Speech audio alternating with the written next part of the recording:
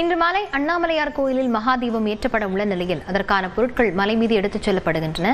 இதுகுறித்து மலை மீதிலிருந்து நேரலையில் இணைந்திருக்கிறார் செய்தியாளர் சுபாஷ். விவரங்களை பதிவு செய்யலாம்.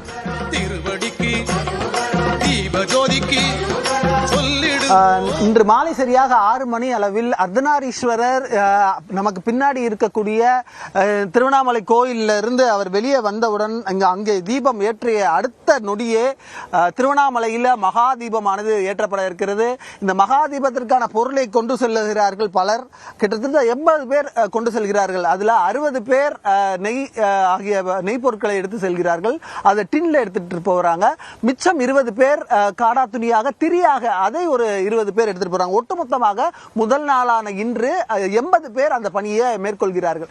அவர்களுக்கு உதவி செய்ய, அவர்களுக்காக இங்க பாதுகாப்பு பணியில் ஈடுபட்டிருக்க காவலர்களுக்கு உதவி செய்ய இங்க தன்னார்வலர்களும் அவங்களுக்கு ஃப்ரெண்ட்ஸ் ஆஃப் ஃபாரஸ்ட் அவங்களும், அதாவது வனத்துறை சார்பாக அவங்க இருந்து அவங்களும் வந்து உணவளித்து வர்றாங்க. அங்க இருக்கக்கூடிய தோழர்கள் இந்த சிரமமான ஒரு மலைப்பகுதி, ஏன்னா கிட்டத்தட்ட நம்ம 3 மணி நேரமா ஏறிக்கொண்டு இருக்கிறோம். ஆனால் இன்னும் முழுமையாக அந்த மலையின் உச்சிக்கு செல்ல முடியவில்லை. தற்போதுதான் அந்த மலையினுடைய ஒரு 50% நம்ம கடந்து இருக்கிறோம் என்று சொல்லலாம். அப்படி இருக்கக்கூடிய சூழ்நிலையில இவங்க என்னென்ன செஞ்சுட்டு இருக்கீங்க? எத்தனை மணிக்கு கரெக்டா தீபம் ஏற்றுவாங்க? ஈவினிங் 6 மணிக்கு மேல ஏற்றுவாங்க சார். அதிகபட்சம் ஒரு 6-6:30 ஏற்றிடுவாங்க. நாங்க வந்து இப்ப பாத்தீங்கன்னா தன்னார்வ தொண்டு இதுலேருந்து வரோம். பணத்துக்காக வேறதுக்காக இல்ல, முழுக்க சேவை மனப்பான்மையான பண்றதுதான் இது. நான் திருச்சியிலேருந்து வரேன்.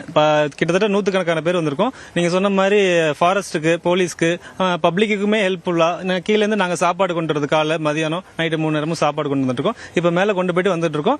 இன்னும் நிறைய பேர் இப்ப ஒவ்வொரு கிட்டத்தட்ட 10 பேர் 20 பேரா ஷிஃப்ட் முறையில மாத்தி வந்துட்டு இருக்கோம் சார். கீழே இருந்து ரெடி பண்ணி மேல வந்துட்டு இருக்கோம் நாங்க.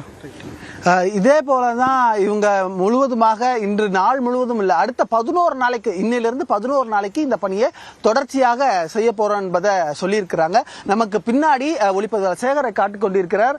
மேகங்களுக்கு நடுவே அண்ணாமலையாரின் கோவில் மிக அற்புதமாக தெரிவதையும் நம்மால் பார்க்க முடிகிறது. லாவண்யா.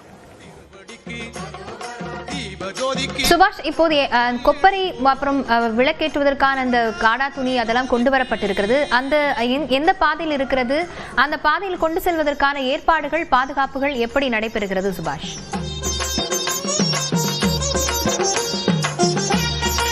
கிட்டத்தட்ட இந்த மலை மீது முழுவதுமாக காவல்துறையின் பாதுகாப்புக்கு கீழ் வந்திருக்கு. பாஸ் கொடுத்திருக்காங்க, ஒவ்வொருத்தருக்கும் பாஸ் கொடுத்திருக்காங்க. இப்ப இந்த உளவார பணியை செல்லக்கூடியவர்களுக்கும் ஊடகவியலாளர்களுக்கும் இது போல் பாஸ் கொடுத்திருக்கிறாங்க. அதை தவிர பாஸ் இல்லாதவர்கள் மேலே வர முடியாது. இங்க கூட பாத்தீங்கன்னா அவங்களுக்கான பாஸ் வச்சிருக்கிறத, இப்படி இந்த பாஸ் கொடுத்து அவங்களுடைய புகைப்பட அடையாள அட்டையை வைத்திருக்கக்கூடியவர்கள் மட்டும்தான் உள்ளே அனுமதி உண்டு.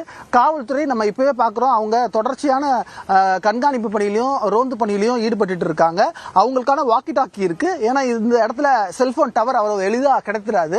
அப்படி இருக்கக்கூடிய சூழ்நிலையில வாக்கி டாக்கி மூலமா அவங்களோட கம்யூனிகேஷனை வச்சுக்கிறதா பார்க்க முடியுது. ஏன்னா தேவையில்லாத ஆட்கள், ஏற்கனவே பொதுமக்களுக்கு அனுமதி இல்லை, அனுமதி மறுக்கப்பட்டு இருக்கிறது இந்த மலை மேல செல்வதற்கு. ஆகையால அப்படி இருக்கக்கூடிய சூழ்நிலையில தற்போது இந்த பகுதியில தேவையில்லாத ஆட்கள் வர வேண்டாம், வரக்கூடாது, அவர்கள் வந்தால் தணிக்கை செய்யப்பட்டு அனுப்பப்படுவதற்கான நடவடிக்கையும் மேற்கொண்டிருக்கிறார்கள் காவல்துறையினர். விவரங்களுக்கு நன்றி சுபாஷ். ஜோதிக்கு